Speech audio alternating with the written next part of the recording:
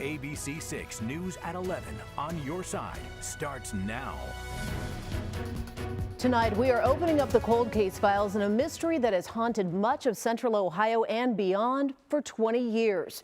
It was April 1st of 2006 when a 27-year-old med student named Brian Shaffer walked into a campus bar and was never seen again.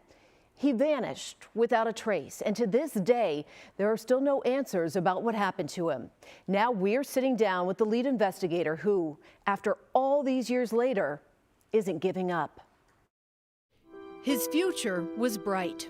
Brian Shaffer, 27 years old, handsome, kind, smart, full of promise, a medical student at Ohio State. Just days away from spring break with his girlfriend Alexis and possibly an engagement. But on April 1st, 2006, Brian Shaffer disappeared. He was seen here on camera inside this popular campus bar, the Ugly Tuna Saloona. When his friends were ready to leave, they couldn't find him, so they left. Brian Shaffer was not seen on camera leaving the bar. After that fateful night out, he was never seen or heard from again. Alexis waited, worried, and wondered. It's surreal to me every single day to wake up and think that he's gonna call, or, I can just run over to his apartment and knock on the door and he'll give me his normal big smile and open the door, and he's not there. There was an intense search and police investigation. Buttons bearing his picture were worn. Mine's not coming off till he comes home. Hundreds of posters were printed. A reward was offered that eventually reached $100,000. I'm terrified somebody's not gonna call and this could keep going on and on and on. Because this is hard, impossible to really deal with. Family, friends, med students spent countless hours combing the area around the Ohio State campus and beyond. Well, he's a fellow classmate, and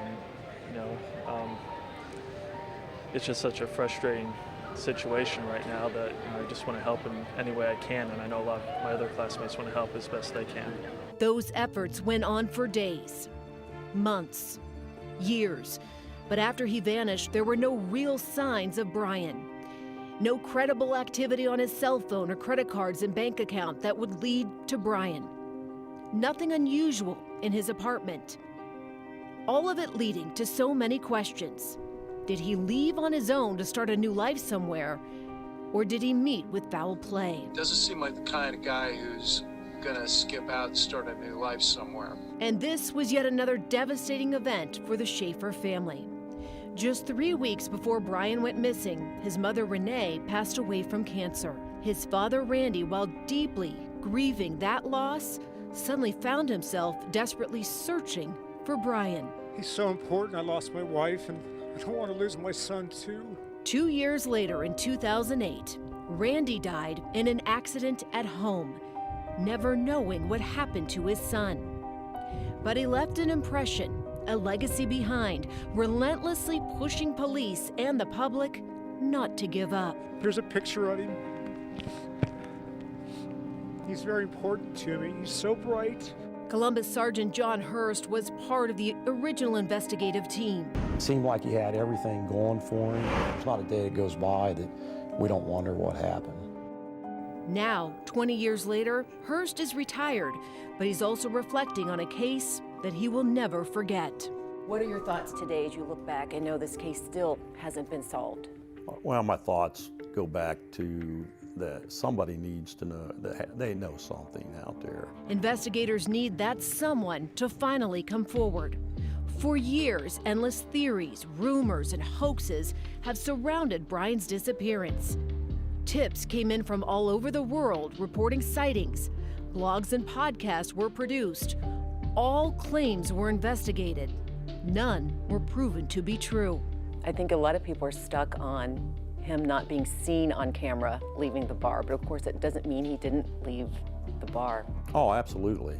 I believe he walked out of the bar. We conducted intense search of the Ugly Tuna and the entire building. We checked crawl spaces. They had maintenance people there that would remove doors that were covering a space where somebody could get in or maybe hide a body. We checked the roof. There's no doubt in my mind that he exited the building. We just don't know where. Did you ever have a suspect?